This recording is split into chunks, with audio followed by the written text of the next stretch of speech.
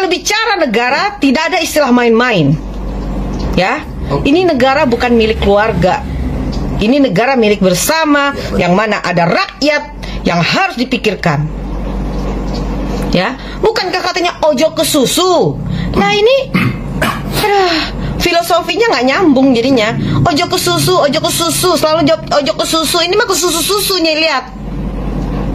Ya, nggak tahu lah apa strategi politik yang sedang dijalankan oleh Pak Jokowi. Tapi ingat Pak Jokowi, jangan korbankan rakyat. Kalau Nyai tegak lurus bela bangsa dan negara dan rakyat kecil di jalan kebenaran, itu harga mati buat Nyai. Nyai nggak peduli siapapun yang mau jadi presiden, asal jangan Anies Baswedan. Cuma maksud Nyai, jangan seperti ini, mencela-mencela, kesannya tuh mencela-mencela. Sebentar A, sebentar B, sebentar tidak, sebentar iya. Nyai yang perempuan punya prinsip A, B, B, C, C. Bukan, kita lihat aja nanti. Tidaklah, masih 2 tahun jadi wali kota, fokus dulu urus Solo. Tapi ternyata ojo ke susu. Ini mau ke susu-susu kalau Nyai lihat.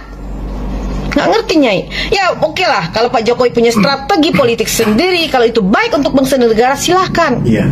Tapi kenapa Nyai baca dari roman-roman dan auranya ada indikasi intervensi politik memakai tangan-tangan aparat untuk memenangkan Prabowo Gibran? Karena ada beberapa jabatan strategis sudah diganti jabatannya dengan orang-orang yang memang pilihannya Prabowo, yang diusulkan Prabowo ke Pak Jokowi. Kalau itu memang untuk kebaikan bangsa dan negara, silahkan monggo kerso.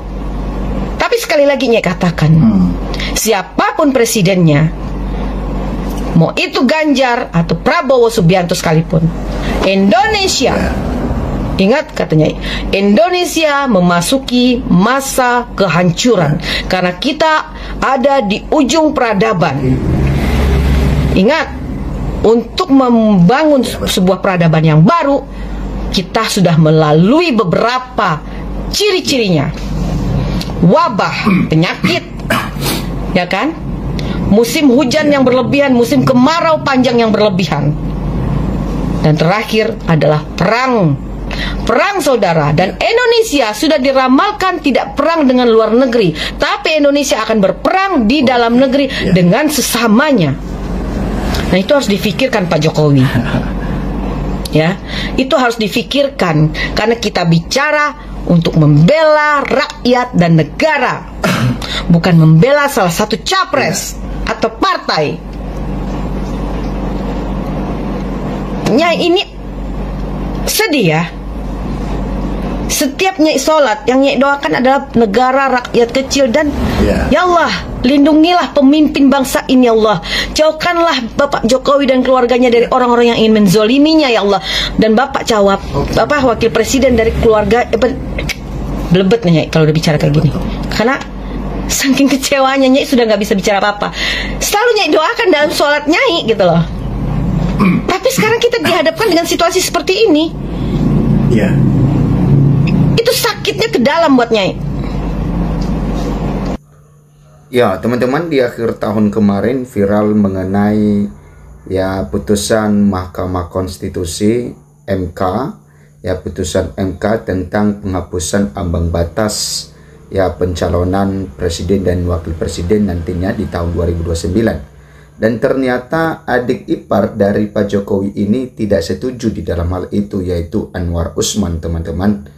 Ya, di sini dikatakan bahwa Hakim Anwar Usman, ipar Jokowi, menolak penghapusan presidensial threshold di MK. Ini alasannya. Nah, ternyata Hakim Anwar Usman, atau kita sebut bahwa mantan ketua KPK ini, ya mantan ketua MK maksudnya, yaitu Anwar Usman, ya menolak penghapusan presidensial threshold di MK.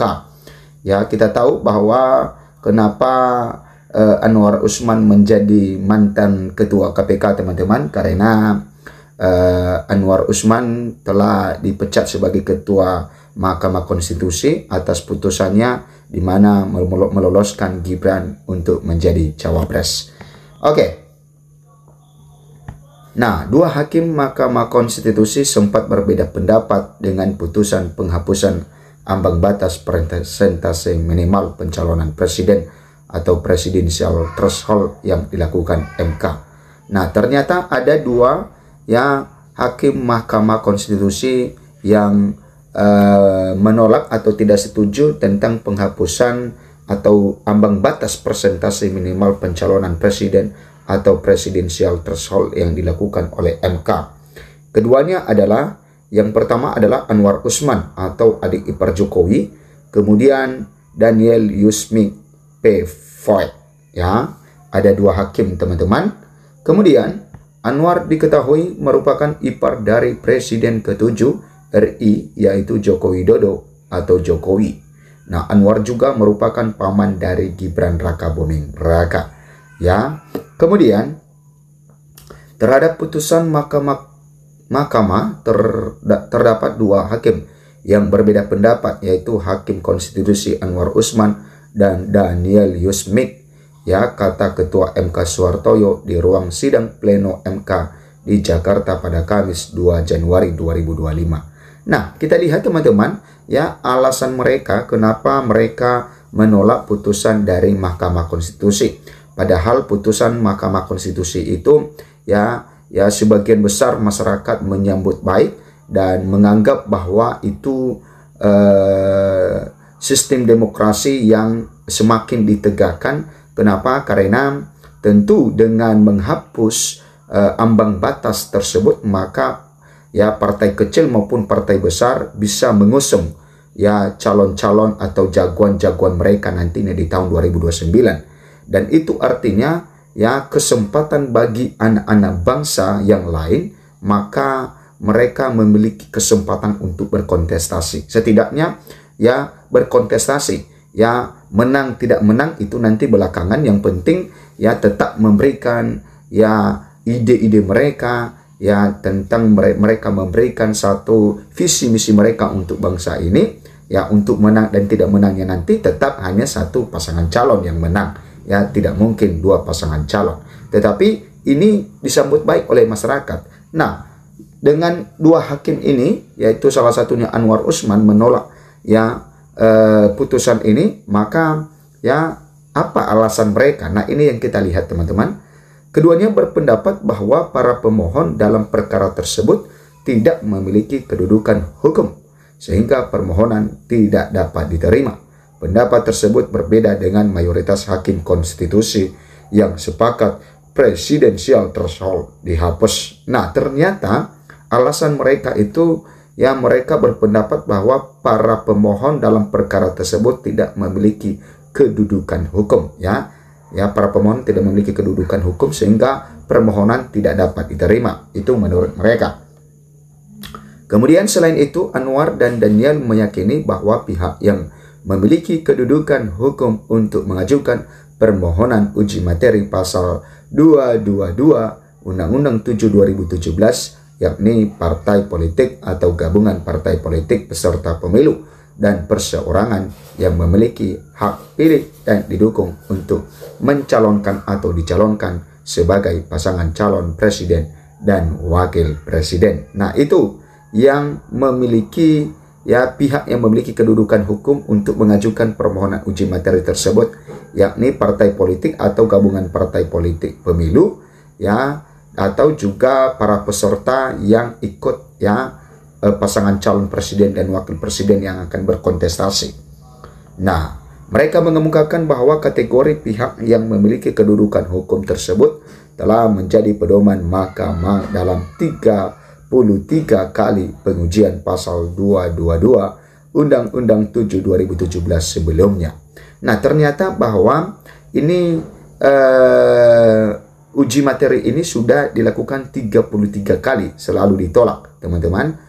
Ya, baru dikabulkan di akhir tahun 2024 kemarin. Berperubahan pada kategori tersebut.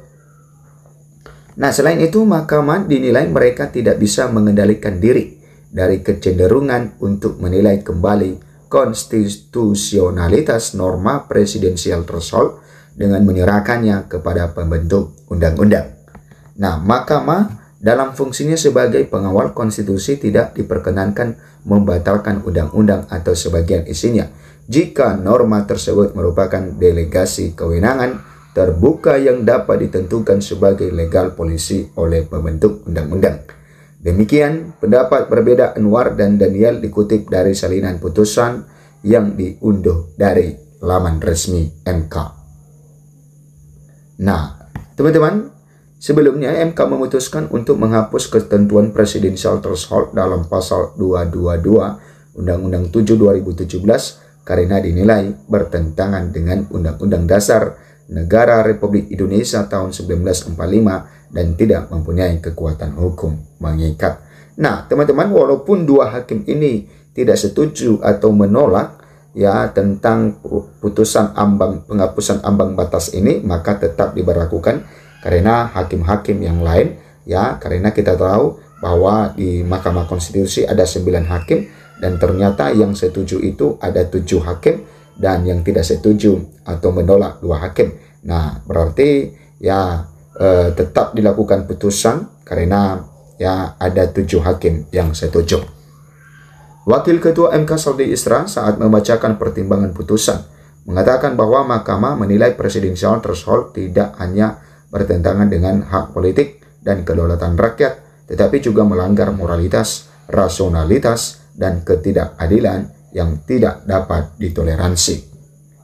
Pergeseran pendirian tersebut tidak hanya menyangkut besaran atau angka persentase ambang batas, tetapi yang jauh lebih mendasar adalah rejim ambang batas pengusulan pasangan calon presiden dan wakil presiden, berapapun besaran atau persentasenya adalah bertentangan dengan pasal 6A ayat 2 Undang-Undang NRI tahun 1945, kata Saldi Antara. Nah, itu teman-teman ya mengenai ya putusan ya penghapusan ambang batas presidential threshold, di mana ada 2 hakim yang menolak atau tidak setuju, sedangkan yang setuju atau yang melakukan putusan itu adalah ada 7 hakim, sehingga putusan tetap berlaku. Sampai jumpa di video berikutnya.